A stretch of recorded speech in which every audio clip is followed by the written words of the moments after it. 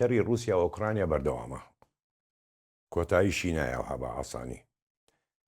بەڵام چوونە پێشەوەی هێزی ڕووس زۆر لەسەر خۆیە کە پێشەوەی بڵین شەڕی چەک بێتن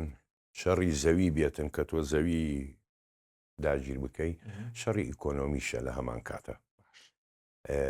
ڕووس ئەچێتە پێشەوە لە زۆر ناوچەیە ئەوە نییە بڵێ گوند بە گوند ئەچێتە پێشەوە ینی بۆ ماوەی ئاخیران نزیکەی 100,000 کیلومتر مربع خاکی گرتووە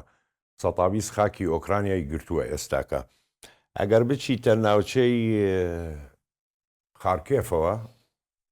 ڕووس لەوێ چووەتە پێشەوە لای سۆمیەوە ئەو چوونە پێشەوە ئەوێ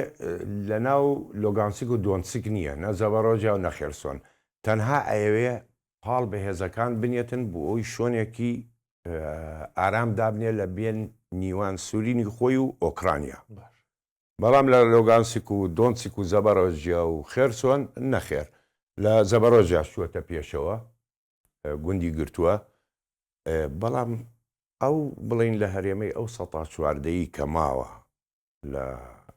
لۆگانسک و ئەوانە چی ڕاوێژکاری یەکێتی ئۆروپا و ناتۆ هەیە لەوێنانن و هێزێکی گەورەی ئۆکرانیا لەوێنانەیە